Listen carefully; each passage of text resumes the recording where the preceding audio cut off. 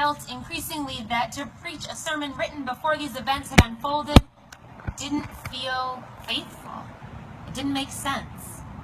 In a way, like Balaam, I felt I can only speak or preach the words that God places upon my heart, in my mouth. And for Beth and for Kent and for me, I think each one of us, when we stand up to preach, that's what we seek to do faithfully, to discern the words that God is calling us to. Not that we have all the answers, not that we have it all figured out, but that we, together with you, in community, are striving always to listen for God's still speaking voice, touching our hearts, stirring our souls, and calling us to be together in community to muddle some of these big questions out. And so I think yesterday I was not the only person trying to muddle some of this out. Maybe some of you were as well. I know from conversations that I had, from texts that I received, from messages I got from people in this congregation, people right here, right now, that we were, even though not in one physical place, together in trying to make sense of what was happening in Charlottesville. Some of you may remember when we had the writer and the speaker Diana Butler Bass here at our church a few years back in 2012, and her daughter Emma is a sophomore at UVA in Charlottesville this year. And so Diana was sharing updates. Her daughter had not yet moved in, but many of the UVA students that you saw in the counter protest and the resistance to that hate, they had just arrived at school.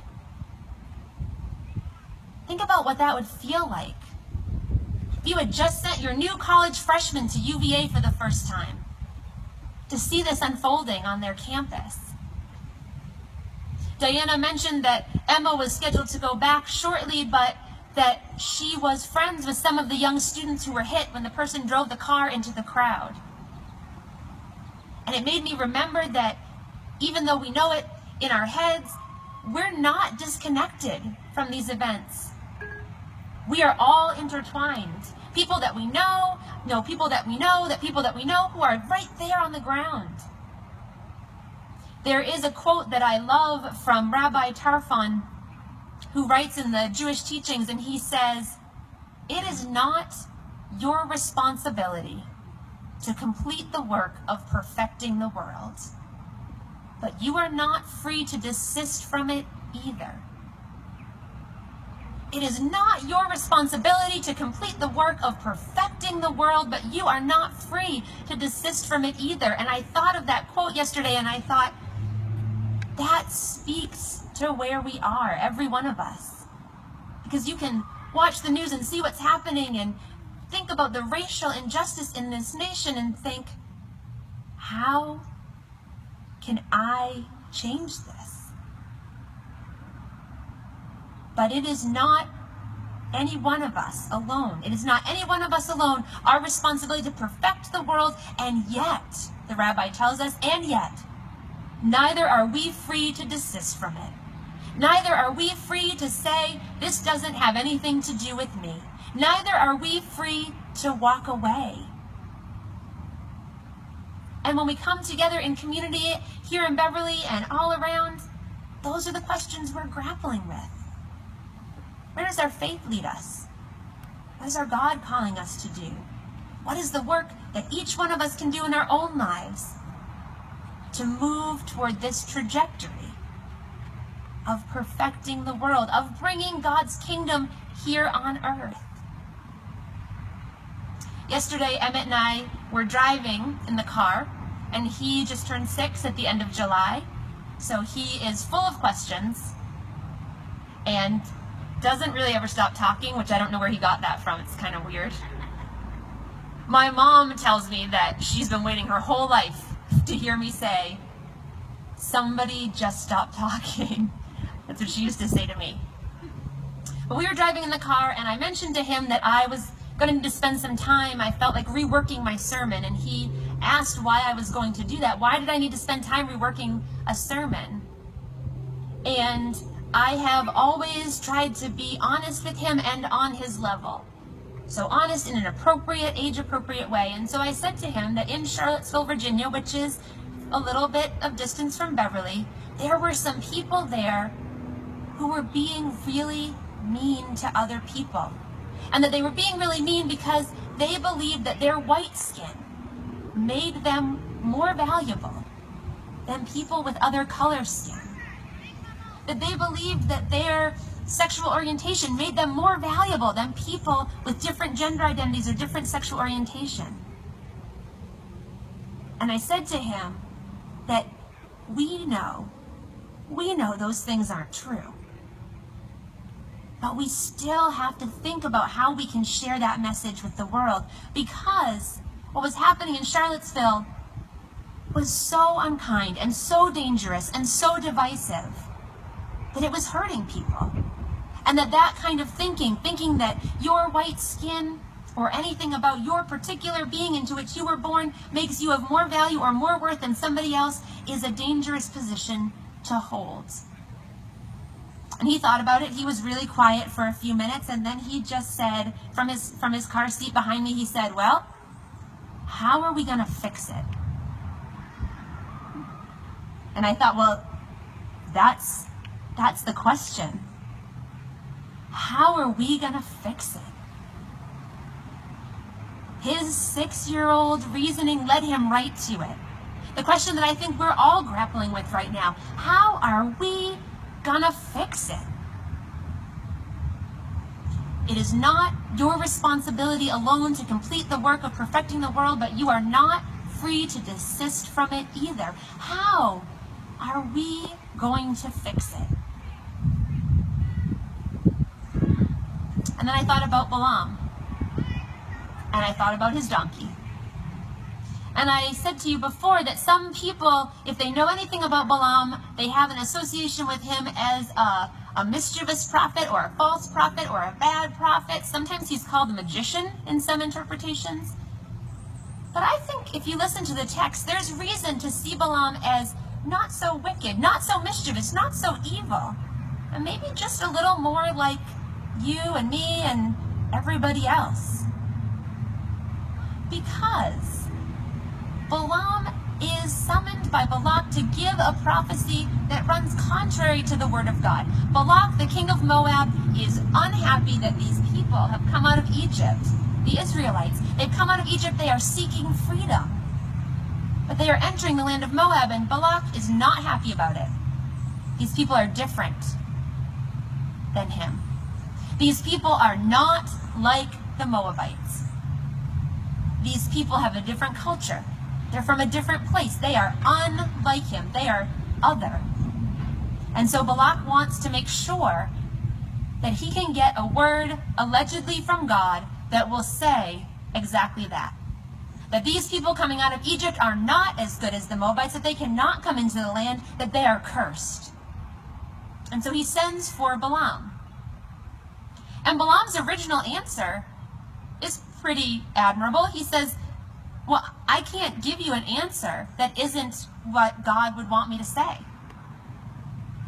And so Balak's not happy with that, this king of Moab, and so he sends for Balaam again. He sends these emissaries to Balaam, and they basically flatter him. They appeal to his sense of self-worth, right? They appeal to his need to be needed. Who among us hasn't had a moment where flattery has gotten something from us? It's just human nature. It may not be enough to condemn Balaam that he was susceptible to a little flattery, a little pumping up of his ego. These emissaries from the king of Moab saying, but you're the only one who could do it. You would be so good at it. You would be perfect for the job. Who among us doesn't sometimes like to hear that? We're maybe all a little bit susceptible to that. And so Balaam, he decides to go. And that's where Kent started to read, and that's where we meet Balaam's donkey. This peculiar story in the Bible. Because there's a talking donkey. We don't frequently find that, not even in Scripture. And so this story stands out as a peculiar treasure for sure. But But I think it also has something to say to us about the questions that we are grappling with right now. About the questions of racial injustice and where our country is going and how this could have happened and what is going on in Charlottesville and why it matters to those of us here in Beverly, Massachusetts. Because when Balaam decides he's going to go, he gets on his donkey and he starts to ride, and what the story doesn't overtly tell us, but what I think we can infer, is that Balaam has started in a place of, I can only say what God has put in my mouth, and he's given in now to this flattery. He's going to the service of the king of Moab. He's probably willing to give those curses to the Israelites, even if they're not from God. And so the angel of the Lord, this is a strange piece of the story. We're told an angel of the Lord stands in his path with a sword drawn because God is really angry that Balaam is going to do this. Balaam can't see that, but the donkey can. And the donkey stops. The donkey is trying to change the story, protect Balaam, make a difference. And Balaam can't see what's going on, and so he beats the donkey. And the donkey once again starts to go, and the angel of the Lord is there with the sword drawn, and Balaam can't see it, and the donkey stops again. And Balaam gets angrier still, and he hits the donkey. The donkey starts to go again, and a third time we see this repeated. The angel of the Lord, we're told, gets into a really narrow space where they're trying to go through. So narrow, the donkey can't go to the left or the right, so the donkey just lays down. And Balaam is so angry. And then all of a sudden, we hear God's voice come through this other creature who's with him, the donkey. And the donkey says, this angel is here in front of me. I can't go anywhere. What would you have me do? And suddenly Balaam can see the angel, and the angel reminds Balaam, you can go, but you are only to say the words that God has placed upon your heart. Now, this is kind of a strange story. What does it mean? What does it mean for us? What does it mean for us right now? What does the story of a talking donkey in the ancient world have to say to us right now when we're grappling with these real questions on the ground about racism and a history of racism and violence and white folks marching with torches? What does it have to say to us? Well, I think it's this. I think it's this, that God appears to us still, consistently, and in places and ways that we might not expect. That there are people and there are moments in our lives where God is breaking through to us, even when we're not expecting it, and helping to give us the direction that we need, helping us to discern the path that we are to take, helping us to make a different choice. For Balaam, that was his donkey. His donkey who could have kept going and didn't. His donkey who saw that the path he was on was the wrong one and helped him to change. His donkey who helped his eyes literally to be open to the truth of God, to a God who would not allow a curse upon the Israelite people, to a God who would not allow a word of hate to be spoken against these people. Balaam's eyes are open to this, and when he arrives with the king of Moab, you heard this at the end of what Kent read earlier, Balak is there, and Balaam reminds him again, I'm here, but I can't say anything to you that is not of God. God's voice is breaking through to us too, in little ways and little spaces and little places and through other people. And we might not be always expecting it, we might not always be looking for it, but if we are open to it, our eyes too can be opened. We can hear God's voice speaking to us. And I think that also ties us in with what we are to do. Because there is a path our nation has been traveling on. Kent mentioned this is a long history of racism in this nation. And along our path there have been voices, there have been people who have stood up, who have been like Balaam's donkey, trying to alert us that this is the wrong path. This isn't working. We need to change. We can do something different. God is calling us to something different, to a gospel of love, to a gospel of inclusion, to a gospel of equality. And we don't always take those voices in with ease. especially, and I will speak for myself, especially for myself, I consider myself a progressive, open-minded thinker, and so sometimes it's hard for me to remove my defensiveness when my friends who are black or brown-skinned or Asian, when they say to me, there's racism all woven into this country. I have to stop and remove that defensiveness that makes me want to say, but not me. I have white skin, but I understand. Because it's not just about me, it's about the system in which I live and move, and every one of us lives and moves. A system that from the minute I was born, from the day I was born, privileged me because of the color of the skin that I happened to be born into. Those voices that are saying, this is the wrong path. The structures that we live in privilege some over others. Sometimes those voices aren't welcome. But we can let them break through, open our eyes to a different path, because I think the truth of what they're calling us to, what people like Dr. King and other leaders are calling us to, and have been calling us to, are to open our eyes to the reality that there is another path.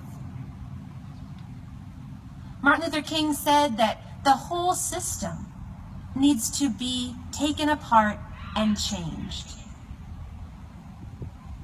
And we haven't gotten there yet.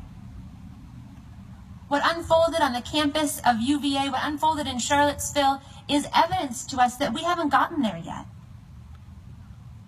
And yet, hope remains. Hope remains because the gospel tells us that love triumphs, that God is love, that people can come together and act for good and strength and joy and racial justice and peace in the world.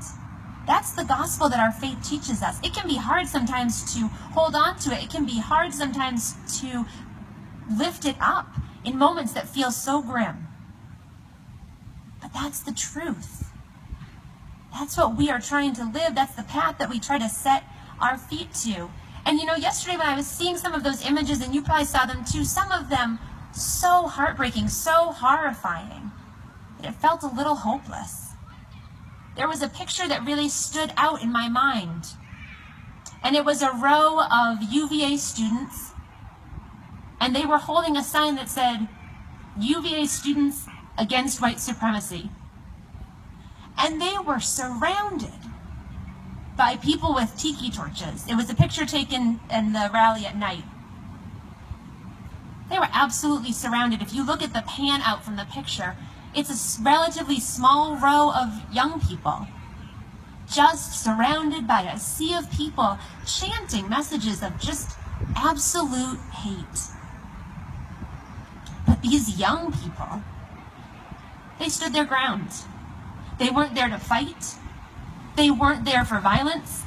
They were there with a message of love, a message of inclusion, a message that pushed back, a message so powerful that to me, their small and singular presence in that picture spoke way louder, volumes more, than all those tiki torch bearing people around them.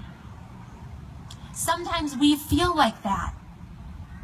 Like we're on a little island with a few people trying to call out for love, and we are surrounded by swirling forces that feel so big. What can we do? But then I thought about that picture, and I thought, they were there. That's what they did. They were there with a message of love and inclusion, and they were unyielding. Jesus lived with a message of love and inclusion, and he was unyielding.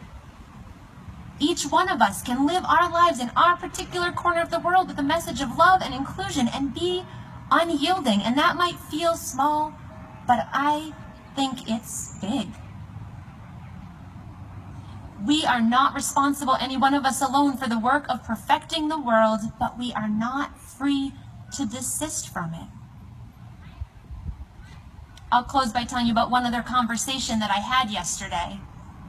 a young woman named Sonia DeYoung, now Sonia Williams. Some of you know her. She grew up in our church. She went through our youth fellowship program. She ended up marrying her fellowship sweetheart, Garrett Williams, another church kid. They now live in California, and they have a young son named Harvey. He's a baby. And I got a text message from Sonia, sort of late, because she's in California, and of course for her it wasn't sort of late. But I got a text message from Sonia last night that said, "Hey, I'm sorry it's so late there, but I just wondered if you could help me think about something. I've been watching the news all day, and I feel like I've always been somebody who feels things really deeply, but somehow this feels so big, and I'm looking at my little infant son, and I'm just having a hard time processing the sorrows of the world. What am I supposed to do?" I think she was asking, without asking it exactly the same way, how can we fix this? She and Emmett had the same question. I have the same question. You might have the same question. And I thought about it. I thought long and hard, because I understood what Sonia was saying. To feel deeply the hurts that you see, to want to heal the world and wonder what we can do as individuals. And I thought about how we can grapple through that, what our faith tells us, and how we can work it through on a day-to-day basis. And so what I ended up saying back to her was this, that there's a quote, many of you probably know it, it's pretty famous, Mr. Rogers' quote. And Fred Rogers, he was a real visionary genius. He had a children's television show that was about so much more than just children. He was also a Presbyterian minister, and he saw that as his ministry, to help children feel valued and loved and grow into adults who were valued and loved and wanted to make an impact on the world. And he was asked one time how you talk to children about difficult events in the world. And he said this, and here's the quote you may know. It's one that sticks with me always. He said, "When I was a little boy and I was afraid because something bad or scary would happen, my mother would always say to me, 'Look for the helpers.' Where are the helpers? Because in any bad thing, you will always find the helpers. Who are the people who are running into the crisis when people are fleeing? Who are the people who are lifting someone up? Who are the people who are holding a hand? Look for the helpers." And he said that as an adult, he continued to look for the helpers in times of difficulty and crisis. And I said to Sonia, I think for me that is still the best advice. I think it's not only Fred Rogers' advice, I think it's biblical advice. I think it's a piece of advice that our faith tells us. That God's acting in the world through other people. Look for those helpers. Look for the helpers not only because you need help, but look for the helpers because seeing those moments of goodness, that's like God's voice bursting in Balaam's life, right? Those are the moments where God is bursting into our lives in the form of these helpers. And those are the moments that can lift us back up when we need it. Those are the moments that can give us hope because we see those moments that are hopeful. Those are the moments that can inspire us and give us the strength and the courage to continue the journey and to continue the work. And then I said to her, and this was all texting, so it was a lot of thumbs, but I just said to her, and then after I think about that and I look for the helpers, because I do this myself. Maybe some of you do too. Then I think about where are the ways and the spaces and the places in my life that I can be one of those helpers. Where are the spaces and the places in your lives that you can be one of those helpers? Doesn't mean always that you're a first responder at a crisis. Every one of us has opportunities every single day to be one of those helpers for somebody else. To choose love, to choose kindness, to speak up against oppression or racism or violence or hate. When we look for the helpers in our lives, there are heroes to be sure, but every one of us is one of those helpers to someone else. And every one of us seeks those helpers out. And that's God's voice breaking through in the form of other people, and that can give us the hope to continue, and that is the work to which we are called. So as we reflect on the events in Charlottesville and think about how Charlottesville is not disconnected from Beverly, Massachusetts,